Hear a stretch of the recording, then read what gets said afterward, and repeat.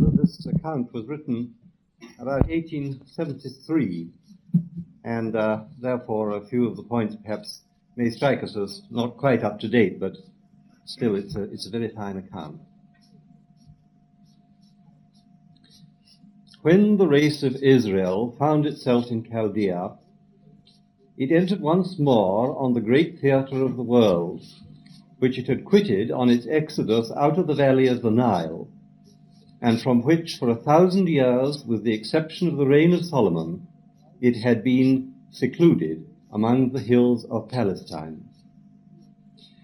Unlike Egypt, which still preserves to us the likeness of the scenes and sights which met the eye of Abraham, Joseph, and Moses, Babylon has more totally disappeared than any other of the great powers which once ruled the earth. Not a single architectural monument, only one single sculpture, remains of the glory of the Chaldees' excellency. Even the natural features are so transformed as to be hardly recognizable. But by a singular compensation, its appearance has been recorded more exactly than any of the contemporary capitals with which it might have been compared. Of Thebes, Memphis, Nineveh, Susa, no eyewitness has left us a plan or a picture. But Babylon was seen and described, not indeed in its full splendor, but still in its entirety, by the most inquisitive traveller of antiquity, within 1 century from the time when the Israelites were within its walls, and his accounts are corrected or confirmed by visitors who saw it yet again 50 years later, when the huge skeleton, though gradually falling to pieces, was distinctly visible. Of all the seats of empire, of all the cities that the pride or power of man has built on the surface of the globe, Babylon was the greatest. Its greatness, as it was originated, so in large measure it was secured by its natural position. Its founders took advantage of the huge spur of tertiary rock which projects itself from the long inclined plain of the Syrian desert into the alluvial basin of Mesopotamia, thus furnishing a dry and solid platform on which a flourishing city might rest, whilst it was defended on the south by the vast morass or lake, if not estuary, extending in that remote period from the Persian Gulf. On this vantage ground it stood, exactly crossing the line of traffic between the Mediterranean coasts and the Iranian mountains. Just also on that point where the Euphrates, sinking into a deeper bed, changes from a wide expanse into a manageable river, not broader than the Thames of our own metropolis, where also, out of the deep, rich alluvial clay, it was easy to dig the bricks which, from its earliest date, supplied the material for its immense buildings, cemented by the bitumen which, from that same early date, came floating down the river from the springs in its upper course. Babylon was the most majestic of that class of cities which belong almost exclusively to the primeval history of mankind. The cities, as they are called by Hegel, of the river plains, which have risen on the level banks of the mighty streams of Egypt, Mesopotamia, India, and China, and thus stand in the most striking contrast to the towns which belong to the second stage of human civilization, clustering each on its acropolis or its 7 hills, and thus contracted and concentrated by the necessities of their local position, as obviously as those older capitals possessed from their situation an illimitable power of expansion. As of that second class, one of the most striking examples was Jerusalem on its mountain fastness, with the hills standing round it as if with a divine shelter, and fenced off by its deep ravines as by a natural fosse. So of that earlier class, the most remarkable was the city to which the newcomers suddenly found themselves transplanted. Far as the horizon itself extended the circuit of the vast capital of the then known world. If the imperceptible circumference of our modern capitals has exceeded the limits of Babylon, yet none in ancient times or modern can be compared with its definite enclosure which was on the lowest computation 40, on the highest 60 miles round. Like Nineveh or Ecbatana, it was, but on a still larger scale, a country or empire enclosed in a city. Forests, parks, gardens were intermingled with the houses, so as to present rather the appearance of the suburbs of a great metropolis than the metropolis itself. Yet still the regularity and order of a city were preserved. The streets, according to a fashion rare in Europe, whether ancient or modern, but common in ancient Asia, and adopted by the Greek and Roman conquerors when they penetrated into Asia, perhaps in imitation of Babylon, were straight and at right angles to each other. The houses, unlike those of most ancient cities except at Tyre and afterwards in Rome, were 3 or 4 stories high. But the prodigious scale of the place appeared chiefly in the enormous size, unparalleled before or since, of its public buildings, and rendered more conspicuous by the flatness of the country from which they rose. Even in their decay, their colossal piles, domineering over the monotonous plain, produce an effect of grandeur and magnificence which cannot be imagined in any other situation. The walls by which this imperial city, or as it might be called, this civic empire, rising out of a deep and wide moat, was screened and protected from the wandering tribes of the desert, as the celestial empire by the Great Wall of China, as the extremities of the Roman Empire by the Wall of Trajan in Dacia, or of Severus in Northumberland, were not, like those famous bulwarks, mere mounds or ramparts, but lines as of towering hills, which must have met the distant gaze at the close of every vista like the Alban Range at Rome. They appeared, at least to Herodotus, who saw them whilst in their unbroken magnificence, not less than 300 feet high, and along their summit ran a vast terrace, which admitted of the turning of chariots with 4 horses, and which may therefore well have been more than 80 feet broad. If to the inhabitants of Jerusalem, who were accustomed to the precipitous descent of the walls overhanging the valley of the Kidron, the mere height of the Babylonian enclosure may not have seemed so startling as to us, yet to the size of the other buildings, the puny dimensions, whether of the palace or temple of Solomon, bore no comparison. The great palace of the kings was itself a city within the city, 7 miles round, and its gardens, expressly built to convey to a Median princess some reminiscence of her native mountains, rose one above another to a height of more than 70 feet, on which stood forest trees of vast diameter, side by side with flowering shrubs.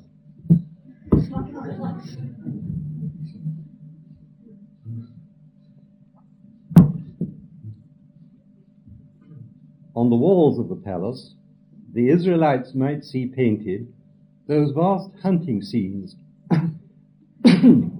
which were still traceable 2 centuries later, of which one characteristic fragment remains in sculpture, a lion trampling on a man, which would recall to them the description in their own early annals of Nimrod, the mighty hunter. But the most prodigious and unique of all was the Temple of Bel, which may well have seemed to them the completion of that proud tower whose top was to reach to heaven. It was the central point of all.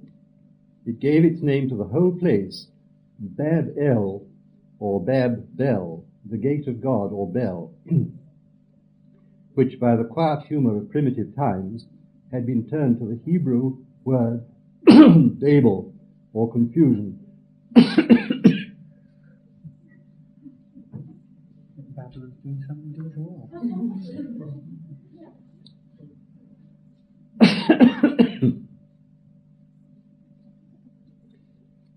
It was the most remarkable of all those artificial mountains or beacons which, towering over the plains of Mesopotamia, guide the traveller's eye like giant pillars.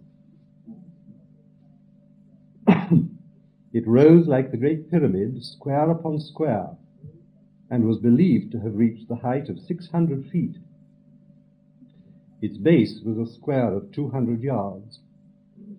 No other edifice consecrated to worship, not Karnak in Egyptian Thebes, nor Byzantine St. Sophia, nor Gothic Cluny, nor St. Peter's of Rome, have reached the grandeur of this primeval sanctuary, casting its shadow far and wide over city and plain.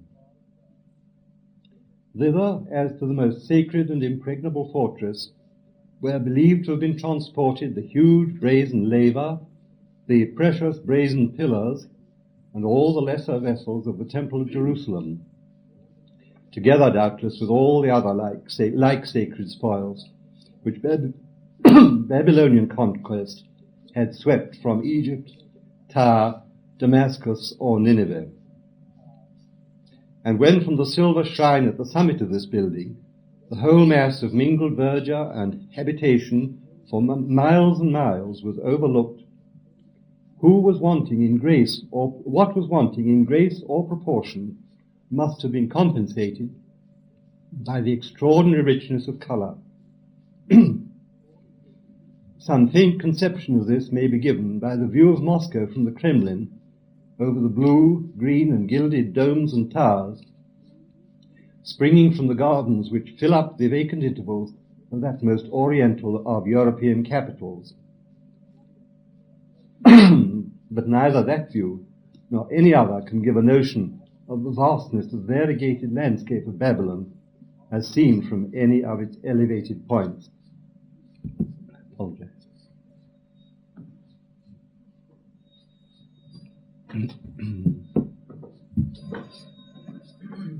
From the earliest times of the city, as we have seen, the two materials of its architecture were the bricks baked from the plains on which it stood, and the plaster fetched from the bitumen springs of Hit. But these homely materials were made to yield effects as bright and varied as porcelain or metal. The several stages of the temple itself were black, orange, crimson, gold, deep yellow, brilliant blue, and silver. The white or pale brown of the houses, wherever the natural colour of the bricks was left, must have been strikingly contrasted with the rainbow hues with which most of them were painted, according to the fancy of their owners, while all the intervening spaces were filled with the variety of gigantic palms in the gardens, or the thick jungles or luxuriant groves by the silvery lines of the canals, or in the early spring, the carpet of brilliant flowers that covered the illimitable plain without the walls, or the sea of waving corn, both within and without, which burst from the teeming soil with a produce so plentiful that the Grecian traveller dare not risk his credit by stating its enormous magnitude.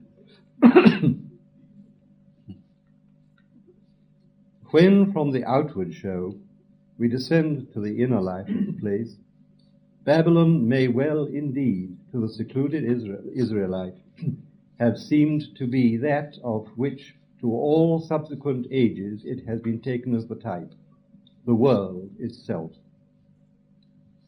No doubt there was in Jerusalem and Samaria, especially since the days of Solomon, a little hierarchy and aristocracy and court, with its factions, feasts, and fashions.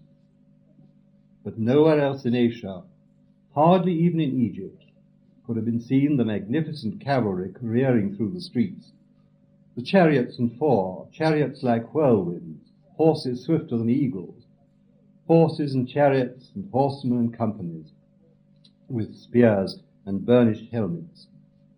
Nowhere else could have been imagined the long muster roll as of a peerage that passes in long procession before the eye of the Israelite captive, the satraps, captains, pashas, the chief judges, treasurers, judges, counselors, and all the rulers of the provinces. Their splendid costumes of scarlet, their parti-coloured sashes, all of them princes to look to, their elaborate armour, buckler and shield and helmet, and their breastplates, their bows and quivers and battle axes, marked out to every eye the power and grandeur of the army. Nowhere was science or art so visibly exalted as in the magicians and the astrologers and the sorcerers and the wise Chaldeans, who were expected to unravel all the secrets of nature, and who, in point of fact, from those wide level plains where the entire celestial hemisphere is continually visible to every eye, and where the clear, transparent atmosphere shows night after night the heavens gemmed with countless stars of undimmed brilliancy, had laid the first foundations of astronomy, mingled as it was with the speculations then deemed pregnant with yet deeper significance of astrology. Far in advance of the philosophy as yet unborn of Greece, in advance even of the ancient philosophy of Egypt, the Chaldeans long represented to both those nations the highest flights of human intellect, even as the majestic temples which served to them at once as college and observatory towered above the buildings of the then known world. Twice over in the biblical history, once on the heights of Zophim, once beside the cradle of Bethlehem, do the stargazers of Chaldea lay claim to be at once the precursors of divine revelation and the representatives of superhuman science. Returning to the ordinary life of the place, its gay scenes of luxury and pomp were stamped on the memory of the Israelites by the constant clash and concert, again and again resounding, of the musical instruments in which the Babylonians delighted, and of which the mingled Greek and Asiatic names are faintly indicated by the British catalogue of cornet, flute, harp, sackbut, psaltery, dulcimer, and all kinds of music. Nor could they forget how, like the Athenian exiles in later days in Syracuse, their artistical masters besought them to take their own harps and sing one of the songs of their distant mountain city. Though, unlike those prisoners who gladly recited to their kindred enemies the tragedies of their own Euripides, they could not bring themselves to waste on that foreign land the melody which belonged only to their divine master. Yet one more feature peculiar to Chaldea, both natural and social, is recalled by the scene of that touching dialogue between the captors and the captives. The trees on which their harps were hung were unlike any that they knew in their own country. They called them by the name that seemed nearest to the willows of their own watercourses. But they were, in fact, the branching poplars mingled with the tamarisks, which still cluster beside the streams of Mesopotamia, and of which one solitary and venerable specimen long survived on the ruins of Babylon, and in the gentle waving of its green boughs sent forth a melancholy rustling sound, such as in after times chimed in with the universal desolation of the spot, and such as in the ears of the Israelites might have seemed to echo their own mournful thoughts. The waters by which they wept were the rivers of Babylon. The river, that word was of unknown or almost unknown sound to those who had seen only the scanty torrent beds of Judea or the narrow rapids of the Jordan. The river, in the mouth of an Israelite, meant almost always the gigantic Euphrates, the fourth river of the primeval garden of the earth, the boundary of waters from beyond which their forefathers had come. And now, after parting from it for many centuries, they once more found themselves on its banks.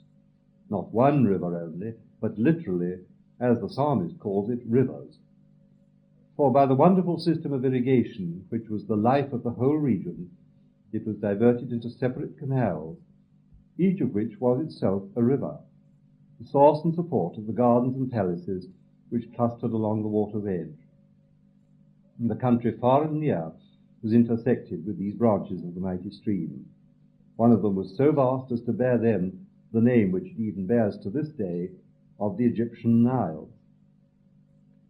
On the banks of the main channel of the river, all the streets abutted, all the gates opened, and immediately on leaving the city, it opened into that vast lake or estuary which made the surrounding tract itself the desert of the sea. The great sea, tossed by the four winds of heaven and teeming with the monster shapes of earth.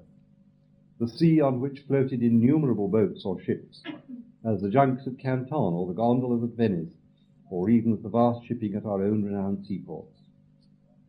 Of the great waters, Such is the monumental inscription of Nebuchadnezzar. Like the waters of the ocean, I made use abundantly. Their depths were like the depths of the vast ocean. The inland city was thus converted into a city of merchants, a magnificent empire into a land of traffic. The cry, the stir, the gaiety of the Chaldeans was not in the streets or gardens of Babylon, but in the ships. Down the Euphrates came floating from the bitumen pits of Hit the cement with which its foundations were covered, and from Kurdistan and Armenia huge blocks of basalt, from Phoenicia gems and wine, perhaps its tin from Cornwall. Up its course came from Arabia and from India the dogs for their sport, the costly wood for their stately walking staves, the frankincense for their worship. When in far later days the name of Babylon was transferred to the west to indicate the imperial city which had taken its place in the eyes of the Jewish exiles of that time, the recollection of the traffic of the Euphrates had lived on with so fresh a memory that this characteristic feature of the Mesopotamian city was transplanted to its Italian substitute, Rome. Nothing could be less applicable to the inland capital on the banks of the narrow Tiber, but so deeply had this imagery of the ancient Babylon become a part of the idea of secular grandeur that it was transferred without a shock to that new representative of the world. The merchandise of gold and silver and precious stones and of pearls and of fine linen, purple and silk and scarlet, and all wood of incense and all manner of vessels of ivory, all manner of vessels of most precious wood, and of brass and of iron and marble and cinnamon, and odours and ointments and frankincense and wine and oil and fine flour and wheat, and beasts and sheep and horses and chariots and slaves and souls of men, the shipmasters and all the company in ships and sailors, and as many as trade by sea, and the craftsmen and the merchants who were the great men of the earth. And over this vast world of power, splendor, science, art, and commerce presided a genius worthy of it, so at least the Israelite tradition represented him, the head of gold, whose brightness was excellent, the tree whose height reached to heaven, and the sight thereof to the end of all the earth, whose leaves were fair, and the fruit thereof much, and in it meat for all, under which the beasts of the field dwelt, and upon whose branches the fowls of the air had their habitation. He whose reign reached over one half of the whole period of the empire, he who was the last conqueror among the primeval monarchies, as Nimrod had been the first, the lord of the then-known historical world from Greece to India, was the favourite of Nebo, who, when he looked on his vast constructions, might truly say, "Is not this great Babylon that I have built for the house of my kingdom, by the might of my power, and for the honour of my majesty?" Well, now that's an account of Babylon that's based wholly upon old documents and eye accounts by Herodotus, Ctesias, and quite a few others. Now I'm afraid you're going to have to put up with my wavering voice now. I'm going to read now an account by Professor Harrison, which is based not upon eyewitness accounts only, but also upon archaeological research and discoveries. But the most immediate problem was that of adaptation to the new environment, that is, the exiles who have gone to Babylon. Magnificent buildings and spacious cities of Mesopotamia made the temple and the capital city of Jerusalem appear paltry and insignificant by comparison. The open plains and fertile soil stood in marked contrast to the rocky crags and indifferent arable land of Judah, whilst the general prosperity and opulence of contemporary Mesopotamia must have aroused many wistful recollections of the departed glory of Judah in the minds of the older captives. The Chaldean regime was at its height, and Nebuchadnezzar was busily engaged in building operations in order to beautify his empire. Although he was renowned as a military strategist, Nebuchadnezzar appears to have been more interested in culture and the pursuit of peaceful arts than in extensive military conquest. The royal inscriptions which date from his reign depicted the splendor and the magnificence of Babylonia during the New Empire period, and these accounts have been substantiated by the Greek historian Herodotus and other writers. Particular efforts were directed towards reconstructing and enlarging the capital city of Babylon, making it the most splendid city in the entire Near East. It was built on both sides of the river Euphrates and surrounded by a double wall of defensive fortifications, which, according to Herodotus, enclosed an area of 200 square miles. Of this, nearly 9/10 consisted of parks, fields, and gardens, and the remainder was occupied by temples, public buildings, and private houses. The city walls were lofty and were defended by 250 towers placed at strategic intervals. Of the numerous gates which gave access to the city, one of the most famous was the huge double gate dedicated to Ishtar. It led to the wide processional street, whose walls were elaborately decorated with enameled figures of bulls and dragons. The two portions of the city were intersected in all directions by a network of navigable waterways and canals. To the east of a great bridge built to connect the two halls of Babylon was the magnificent palace of Nebuchadnezzar, which contained the celebrated Hanging Garden. These masonry terraces were regarded by the Greeks as constituting one of the seven wonders of the world, and although they cannot now be identified with any certainty, they were supposed to have been built in the form of a square, whose sides were about 400 feet in length and raised on arches to a height of 75 feet. Of the ziggurats and temples which Nebuchadnezzar restored, the most impressive was the enormous temple of Marduk, whose stepped tiers and lofty dimensions required an advanced degree of engineering and constructional skill. It was for such enterprises as these that Nebuchadnezzar required skilled labor in abundance. Whilst a great many specialized workmen were imported for the construction projects, the majority of those who helped carry them out were slaves, who had been brought as captives to Babylon. Amongst these were the Judean exiles who were settled in colonies in Babylonia, one of which was at Tel Aviv, near the river Kibar. Cuneiform sources indicate that the latter was the Kaba Canal in central Babylonia, which ran between Babylon and Nippur. Although the Babylonians had taken Jehoiakim into captivity and had established his uncle Zedekiah as regent in the devastated southern kingdom of Judah, it is clear that they still regarded the exiled king as the rightful sovereign of the country. Excavations at the Ishtar Gate in Babylon uncovered tablets, to which reference has already been made in the preceding chapter, showing that Jehoiakim, king of the land of Yahud, and his household were recipients of royal bounty, as indicated in the Book of Kings. But whilst the Babylonian captors showed deference to the exiled ruler and his family, they treated the remainder of the Judean captives in the same manner as other expatriate groups in Babylon. The inferior classes merely exchanged civility in Judah for enslavement in Mesopotamia. And whilst the Babylonians and Chaldeans were in general good-natured and tolerant, there is some reason for believing that the common people suffered harsh treatment whilst laboring to beautify the imperial cities, as Isaiah had predicted in chapter 47 of verse 6. But those of the exiles who had enjoyed a higher social status in Judah were accorded a number of privileges and were permitted limited freedom in choosing employment.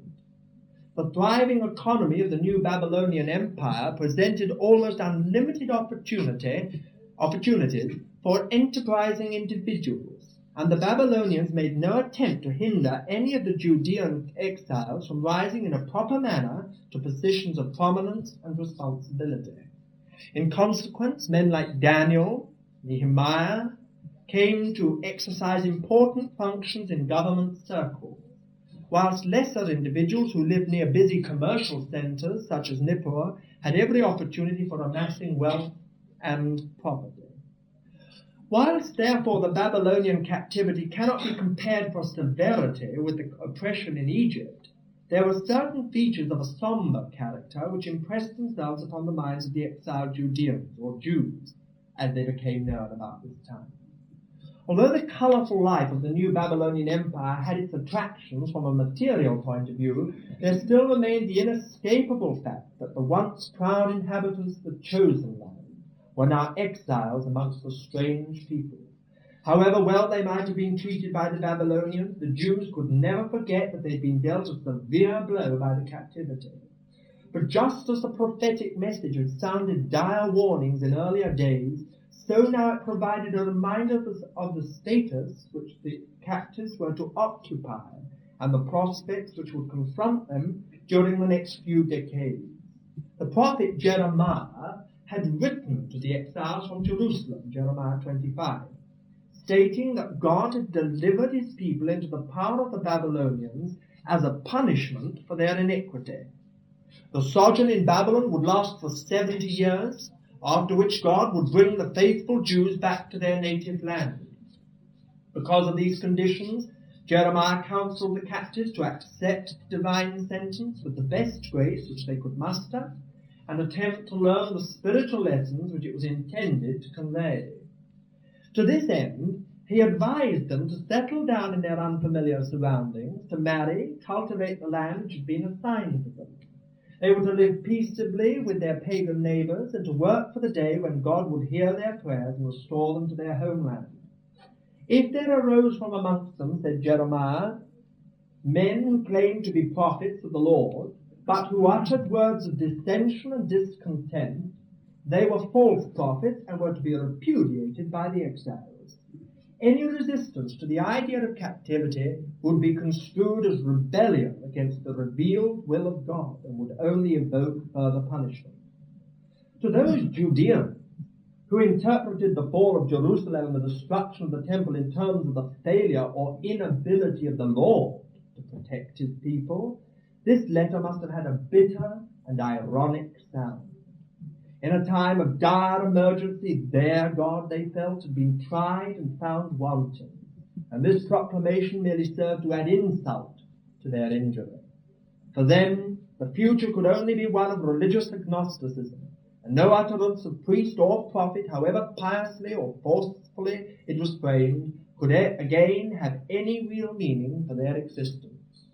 Material prosperity alone could temper the despair which they were experiencing, and provide some solace for their disillusioned and bewildered minds. Others, whose religious outlook was more enlightened, were still reeling from the shock of captivity when the letter of Jeremiah was made known to them. They found it very hard to believe that God had punished his people in the severe manner long promised by the prophets, and they were living in hopes of an early return to the homeland. For them, Jeremiah's letter must have been a profoundly depressing affair, since it dispelled once and for all any hopes which the captives might have had of seeing the land of Judah in the near future. For those exiles whose faith in the justice and mercy of the Lord had survived the grim ordeal of deportation to a foreign country, the letter of the prophet came as a further revelation of the divine will and as a challenge to belief and hope.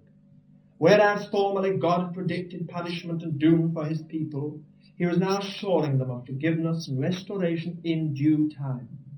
The bitter experience of exile was meant to induce the spirit of true penitence for the iniquity of earlier days, and to foster the growth of a religious outlook which was in harmony with the nature of God as revealed in the Mosaic covenant.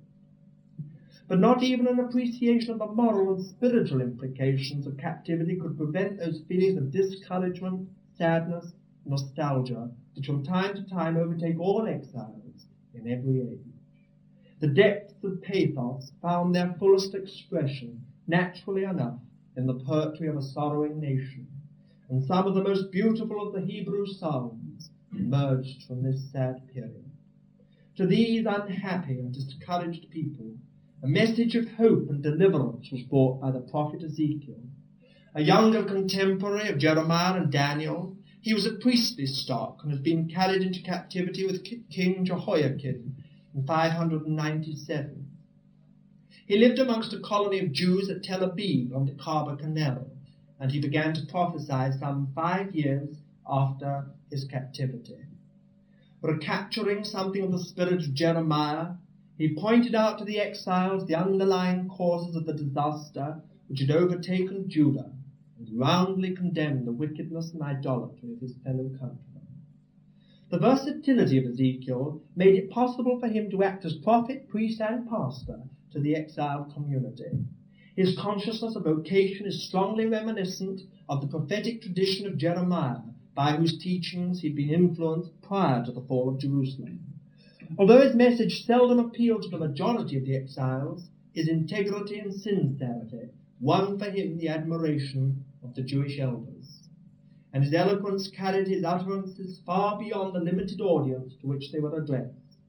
He surveyed in retrospect the history of the nation in order to discern the lessons which the past could teach.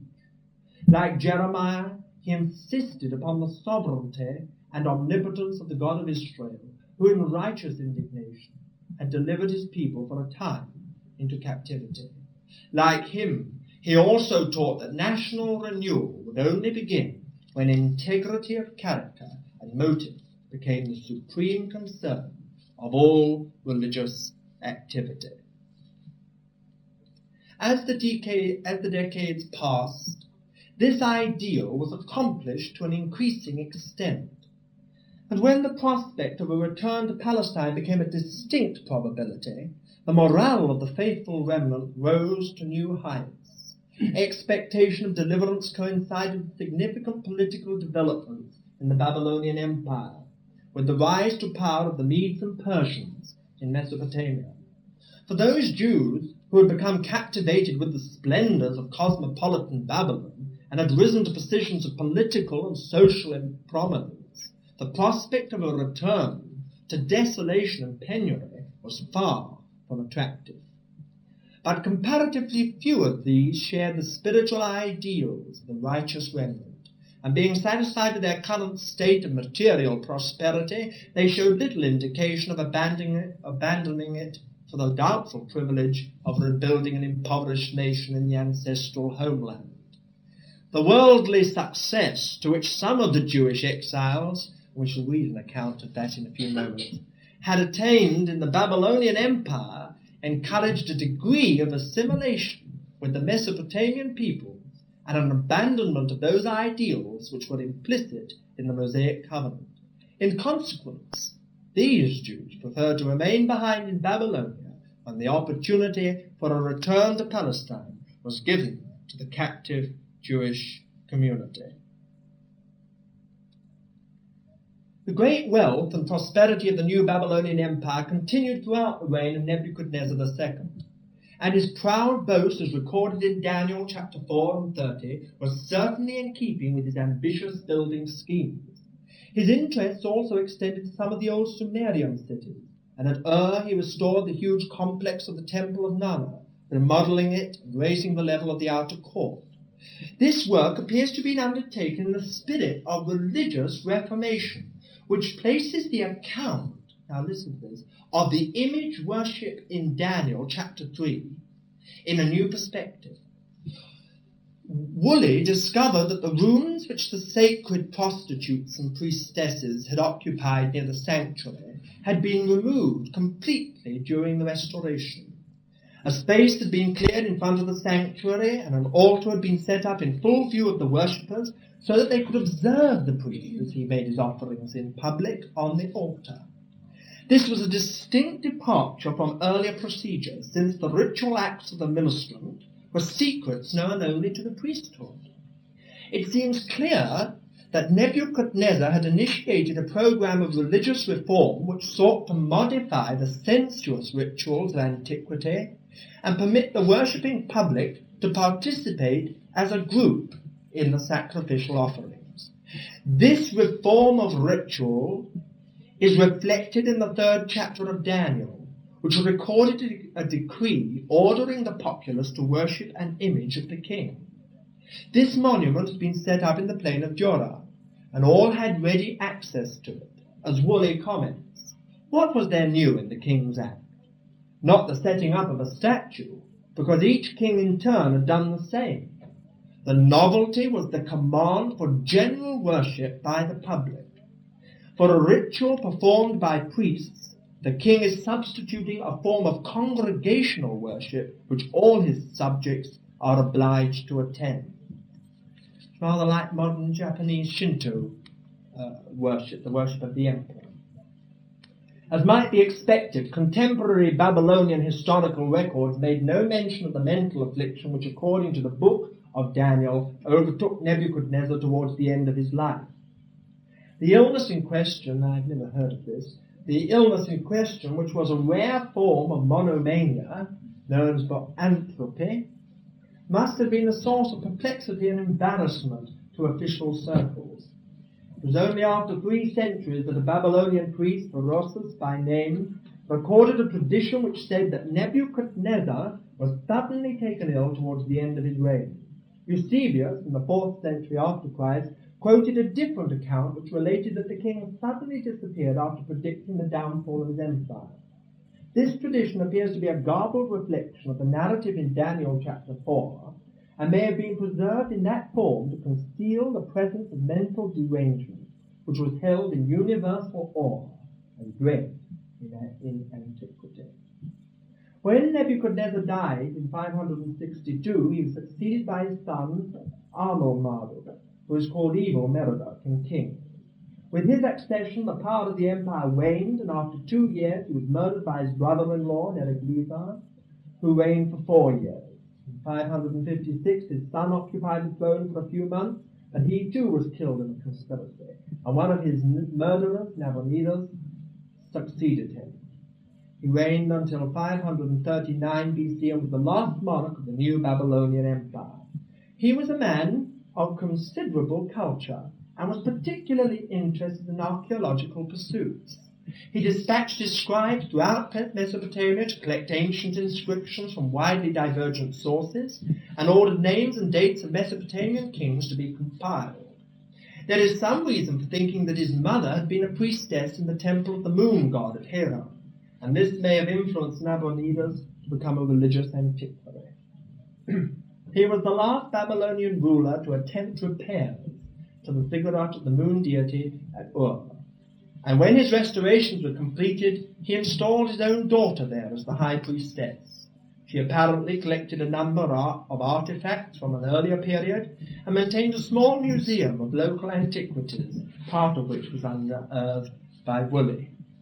For most of his reign, Nabonidus shared the rule of the empire with his eldest son, Belshazzar, to whom in 553 he committed much of his regal authority before setting out on a campaign against Timur in Arabia. When he had conquered the city, he took up his residence there, and according to Nabonidus' chronicle, he erected lavish buildings comparable to those in Babylon. Nabonidus lived in Arabia for a number of years, during which time Belshazzar was the sole ruler in Babylon. For this reason, he was represented, now listen to this carefully, he was represented in the book of Daniel, chapter 5, verse 30, as the last king of Babylon. The reference in Daniel, chapter 5:18, to Belshazzar as a son of Nebuchadnezzar is also correct according to Semitic usage, which, especially where royalty was concerned, was more interested in succession than in the actual lineal relationship of individuals.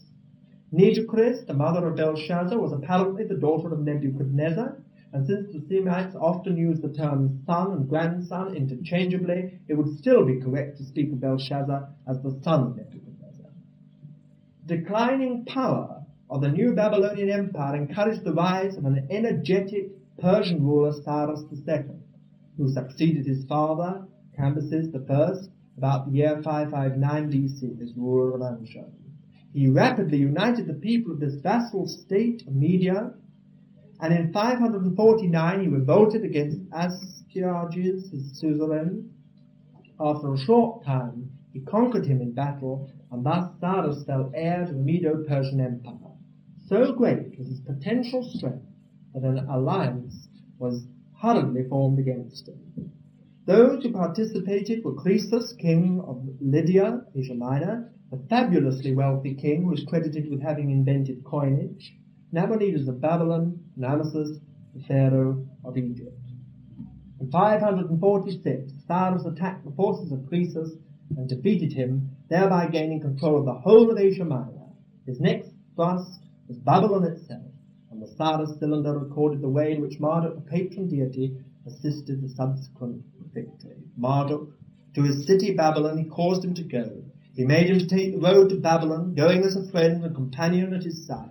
Without battle and conflict, he permitted him to enter Babylon. He spared his city Babylon a calamity.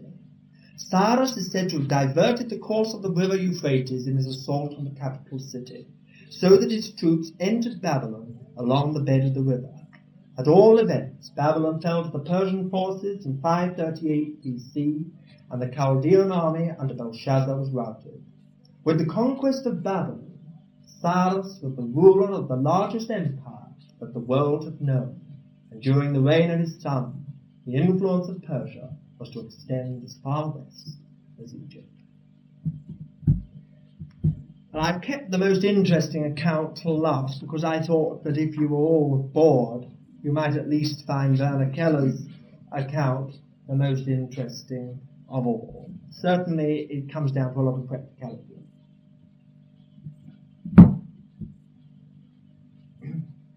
You'll have to forgive me if I pronounce some of these words. I'm no expert in Babylonian or from that part of the world. In 1899, the German Oriental Society equipped a large expedition under the direction of Professor Robert Koldewey, the architect, to examine the famous ruined mound of Babel on the Euphrates. The excavations, as it turned out, took longer than anywhere else. In 18 years, the most famous metropolis of the ancient world, the royal seat of Nebuchadnezzar, was brought to light, and at the same time one of the 7 wonders of the world, the Hanging Gardens, loudly extolled by Greek travellers of a later day, and Teman Anki, the legendary Tower of Babel. In the palace of Nebuchadnezzar, and on the Ishtar Gate, which was situated beside it, countless inscriptions were discovered. Nevertheless, the scholars were conscious of a certain disappointment. In contrast to the detailed records of Assyrian rulers, in which the names and fortunes of the kings of Israel and Judah were frequently given a historical setting, the Neo-Babylonian records hardly mention anything apart from the religious and architectural events of the day. They contain, for example, no corroboration of the fate of Judah. 30 years later, when the great finds at Babel had long since found their way into archives and museums, there emerged a number of unique documents from the immediate neighborhood of the Ishtar Gate in Berlin. On Museum Island, in the middle of the Spree, in the heart of the German capital, the wonderful Ishtar Gate from Babylon has been reconstructed in the great central court of the Kaiser Friedrich Museum.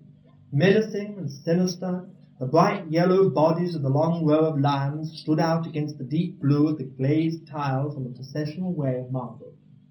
As it had done by the Euphrates, so now it led astonished citizens of the 20th century to the splendid gate dedicated to the goddess Ishtar with its dragons and wild oxen.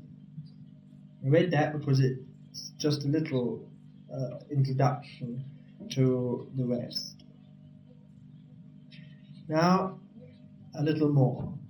He quotes from Jeremiah in this as an example of how the Word of God is absolute. Of course, Werner Keller's not a Christian, you realize that, don't you?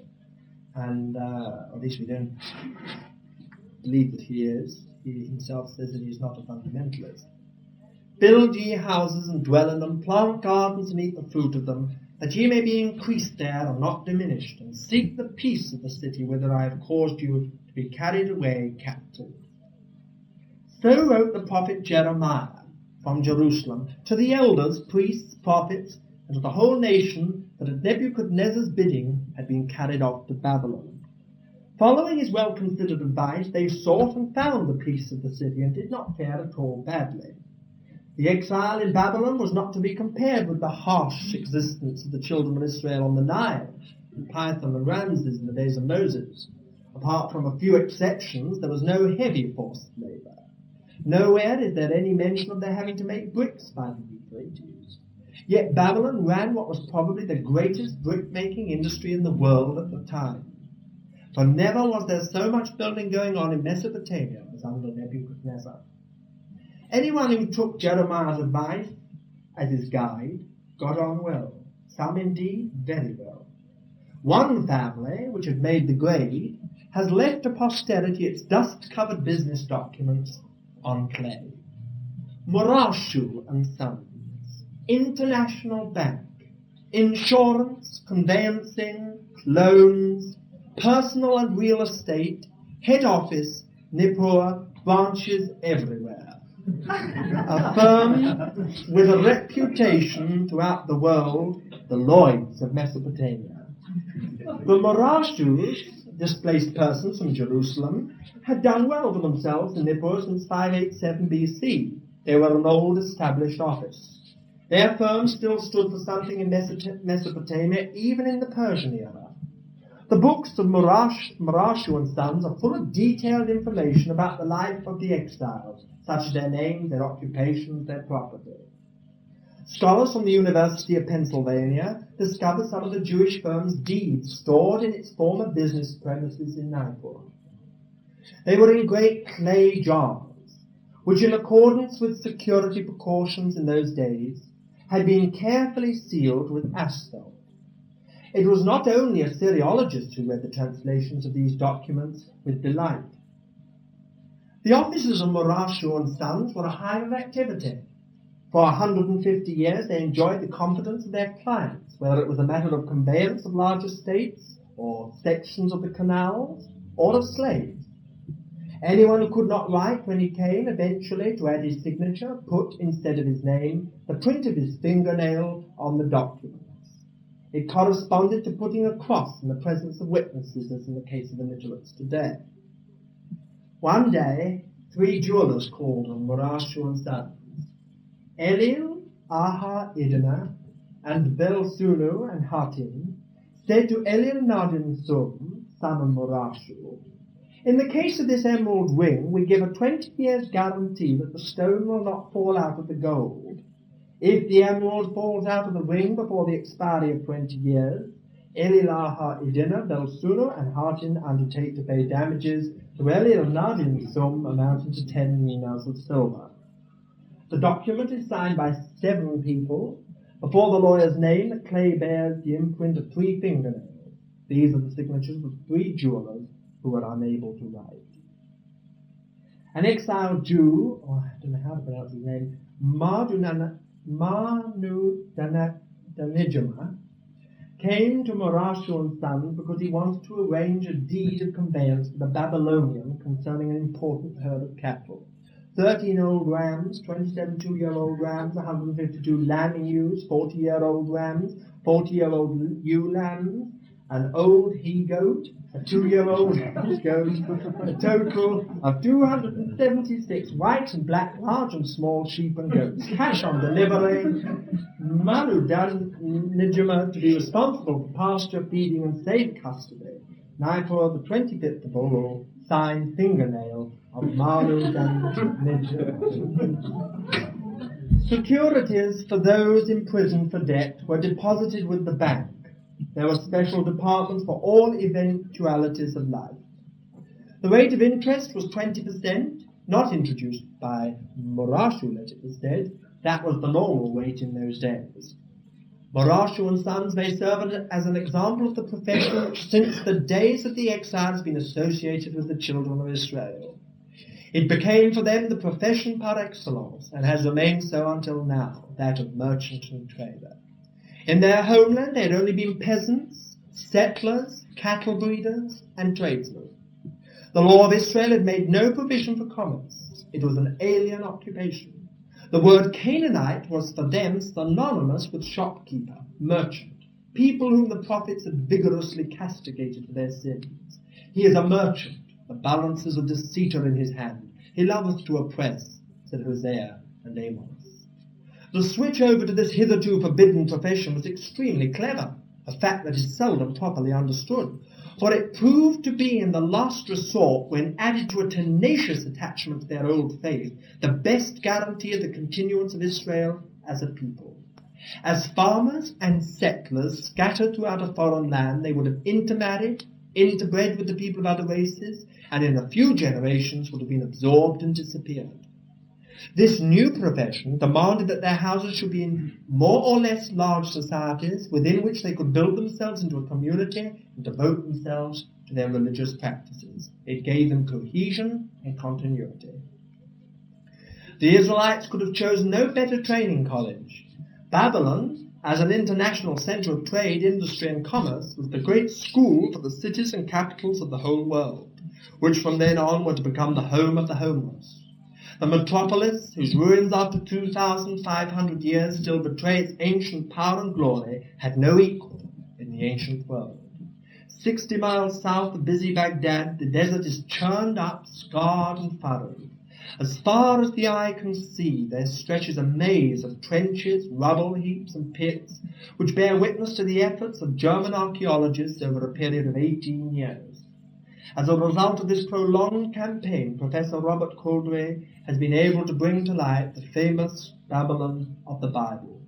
Scarcely 40 years after the excavations, the site presents a dismal and chaotic appearance. Wind and desert, sand, are slowly but relentlessly covering up again the gigantic skeleton of the old metropolis. Only on one side a few block-like towers stand out with sharply defined silhouette against the sky. Their brick walls, once brightly tiled, are bleak and bare. Here at the Ishtar Gate began the long processional way. Where it ends, a massive hump on the other side of the city proclaims the presence of one of the greatest edifices of the ancient world, the Tower of Babel. The pomp and glory, the power and might of the city which sinned against the Lord were all destroyed and disappeared. It was never again inhabited. Could the oracle of the prophet Isaiah be more completely fulfilled? In Babylon, the glory of kingdoms, the beauty of the Chaldeans' pride, shall be as when God overthrew Sodom and Gomorrah. It shall never be inhabited, neither shall it be dwelt in from generation to generation. But wild beasts of the desert shall lie there, and their houses shall be full of doleful creatures, and ostriches shall dwell there, and wolves shall cry in their castles, and jackals in the pleasant palaces, Isaiah 13. It's a long time now since the site was deserted even by jackals and owls, and more so by ostriches. Even the mighty Euphrates has turned its back on it and has chosen a new riverbed. Once upon a time, the elegant walls of the city and the lofty tower were reflected in its waters. Now a silhouette of palm trees in the distance indicates its new course. The little Arab settlement of Babel preserves in its name the memory of the proud city, but it lies some miles north of the ruins. Babylon Halt is written in Arabic and English on the signboard of the station on the Baghdad Railway, which lies a few hundred yards from the mountains, and allows the visitor a rare occasion these days to make a tour of the desolate yellowish-brown ruins. Here he is surrounded by the silent stillness of utter solitude. The ruins preserved as their most precious treasure documents of incomparable value. It is thanks to them that we are able today to reconstruct an accurate picture of the time of the Jewish exile, which was also the period of Babylon's greatest prosperity. Is not this great Babylon that I have built for the house of the kingdom, by the might of my power, and for the honor of my majesty? Daniel chapter 4. These words which Daniel puts into the mouth of King Nebuchadnezzar do not exaggerate. Hardly any other monarch in the past was such an assiduous builder. There is scarcely any mention of warlike activities, conquests and campaigns.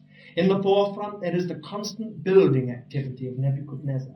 Hundreds of thousands of bricks bear his name, and the plans of many of the buildings have been preserved. Babylon, in fact, surpassed all the cities of the ancient Orient. It was greater than Thebes, Memphis, and greater even than Nineveh.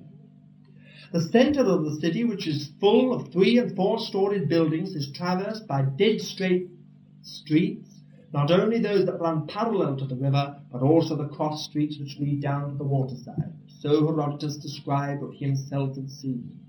The town plan of Babylon is reminiscent of the blueprints for large American cities. Coming from Palestine, even from proud Jerusalem, the exiles had only known narrow twisting streets, little better than alleys. In Babylon, however, they made the acquaintance of streets as broad as avenues and as straight as if they'd been drawn with a ruler. Every one of them bore the name of one of the gods in the Babylonian pantheon. There was a Marduk Street, and there was a Barber Street on the left bank of the river. In the right-hand corner of the city they crossed the streets of the moon god Sin and of Enlil, the lord of the world.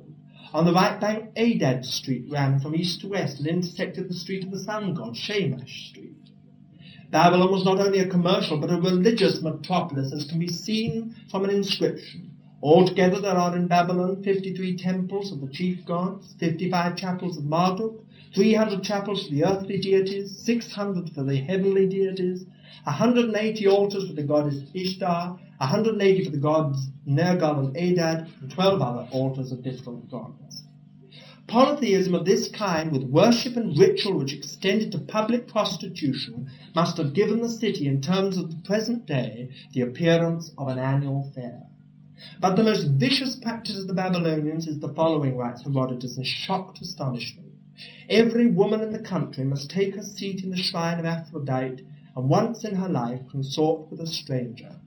And only when she's been with him and done her service to the goddess is she allowed to go home. And from then on no gift is great enough to tempt her. The abominable temptations and enticements which were part of everyday life in Babylon remained indelibly fixed in the minds of the exiled Jews. Through the centuries until the time of Christ, the brilliant metropolis was for them Babylon the Great, the mother of harlots and the abominations of the earth. The idea of Babylon as a cesspool of vice is rooted in the vocabulary of every modern language. The German archaeologists had to clear away over 1 million cubic feet of rubble before they had exposed part of the Temple of Marduk on the Euphrates, which had been rebuilt under Nebuchadnezzar. The structure, including its outbuildings, measured approximately 1,500 feet by 1,800 feet. Opposite the temple rose the ziggurat, the Tower of Marduk's sanctuary. Go to, let us make brick and burn them thoroughly. And they had brick for stone, and slime had they for mortar. And they said, Go to, let us build us a city, and a tower whose top may reach unto heaven, and let us make a name. Genesis chapter 11. The bricklaying technique described in the Bible at the building of the Tower of Babel corresponds with the findings of the archaeologists. As the investigations confirmed, actually only asphalted bricks were used in the construction, especially in the foundations. That was clearly necessary for the security of the structure in accordance with building regulations. In the neighborhood of the river, the regular rise of in the level of the water and the constant dampness of the ground had to be borne in mind. Foundations and stonework were therefore made waterproof and damp-proof with slime, that is, asphalt. The account of the building of the Tower of Babel is given in the book of Genesis and comes before the days of the patriarchs. Abraham lived, as we can gather from what has been discovered at Mari, in the 19th century. Is this a contradiction? The history of the tower, whose top may reach unto heaven, points back into the dim past. More than once it had been destroyed and rebuilt. Nebuchadnezzar had restored it. 7 stages, 7 squares rose one above the other. A little tablet belonging to an architect which was found in the temple expressly mentions that length, breadth, and height were equal, and that only the terraces had different measurements. This is the Tower of Babel. The length of the sides at the base is given as being rather more than 290 feet. The archaeologists measured it as 295 feet. According to that, the tower must have been almost 300 feet high. The Tower of Babel was also involved in dubious religious rites. Herodotus describes them.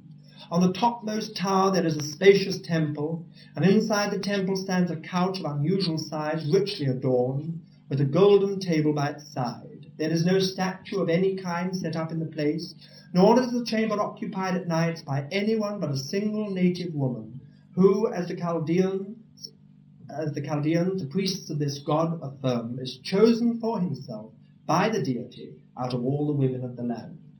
They also declare, but I for my part do not believe it, that the god himself comes down into the temple and sleeps upon the couch. This is like the story told by the Egyptians of what takes place in Thebes, where a woman always sleeps in the temple of the Theban Zeus. On the streets and squares between the temples, the chapels and the altars, trade and commerce flourished. Solemn processions, Heavily laden caravans, traders, barrows, priests, pilgrims, merchants surged to and fro, colourful and noisy. Religious life and business life were so closely associated in Babylon's everyday affairs that they often dovetailed into each other, as they did in the temples. What else could the priests do with all the sacrificial animals, all the tithes that were presented daily on the altars, many of them quickly perishable, apart from turning them into money as soon as possible?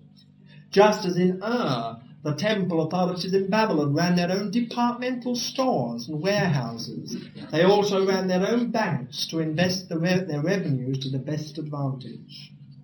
Outside the double walls of the city, which were broad enough to allow a 4-horse chariot to turn on them, lay the chambers of commerce. It was on the river bank that prices were fixed and exchange rates established for the commodities that arrived by boat. Karum, or the key, was the name the Babylonians gave to what we now call the exchange. As well as taking over the key or exchange from the Babylonians, the old world has also taken over its system of weights and measurements. However much the Jews may have sought the peace of the city and found it, however much they have learned in the cities of Babylonia, however much they may have learned in the cities of Babylonia which would profit future generations, broaden their own outlook, and raise their standard of living, all of which would benefit future generations in many ways, nevertheless, their heart yearnings for their distant little homeland on the Jordan left them no inward peace. They could not forget the city of David, their beloved Jerusalem. By the rivers of Babylon, there we sat down, yea, we wept, when we remembered Zion. These were no empty words. The thousands of them set out on the difficult journey home. They rebuilt their shattered city and the temple of the Lord, without a passionate longing for the homeland they had lost. That would never have happened. Now just one last page and we finish. Nebuchadnezzar II, the last great ruler on the throne of Babylon, was afflicted with this longing for old, forgotten, far-off things. His court chroniclers had to compose inscriptions in Old Babylonian which nobody could either speak or read. Architecture and literature flourished once again amongst the Chaldeans. Observing the sky in the interests of astrology led to undreamt of advances. They were able to predict eclipses of the sun and moon.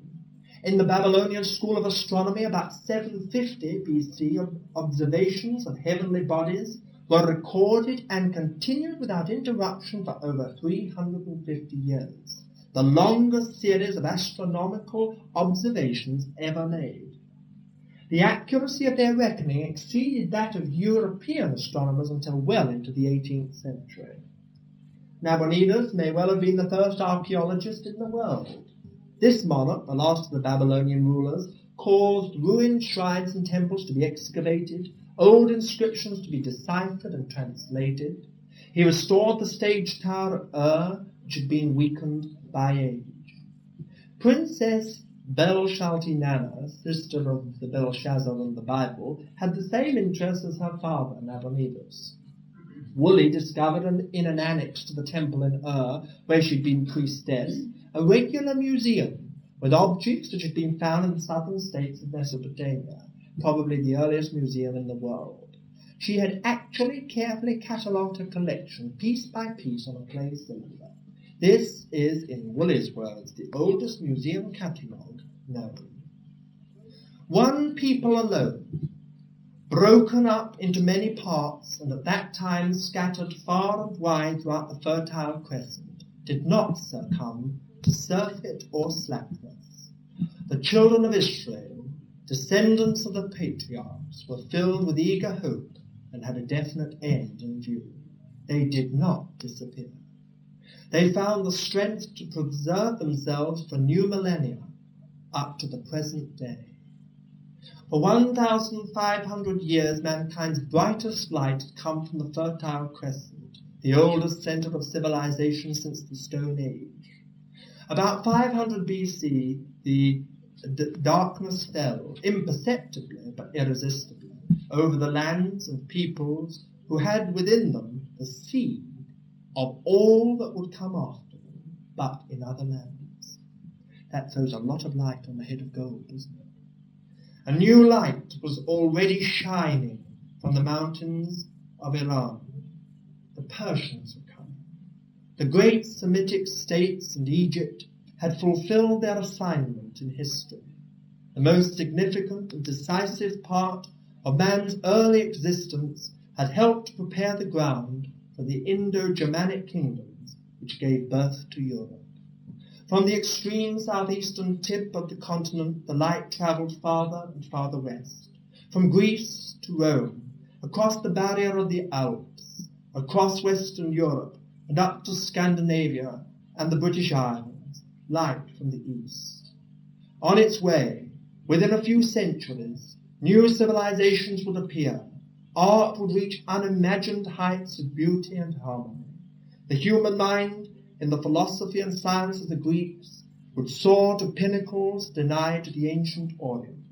On its way, the light would also bring the varied, colourful legacy of the ancient Orient, from a practical system of weights and measures to astronomy. It would bring writing, the alphabet, and the Bible. Well, I expected that would be a little bit dry to some, but it's a background. And if it doesn't leave some impression of Babylon upon you, nothing ever will. Shall we just commit it all to the Lord? Oh, dear Lord Jesus, we do indeed ask that Thou wilt have used this time and still use it, Lord, to give us some little understanding of why Thou didst take this place, this great city Babylon, as the symbol of this world. Oh, and as, Lord, in the next weeks we study Daniel and what he saw, oh, let so much of this be helpful, we do pray, Lord, to our understanding. May we begin to see something of what came into being with Nebuchadnezzar. Help us, Lord, we pray, to understand what today we are still in. Lord, we commit all this to Thee and ask that Thou wilt Thyself be in charge of us as we go on in these studies. And may the end be, dear Lord, that we have understanding of the times, not in an unbalanced way, Lord, not in a fanatical, excessive way, but an understanding by Thy Spirit of the times and the character of the age in which we live. We ask it together now, committing one another into Thy hands, in the name of our Lord Jesus Christ.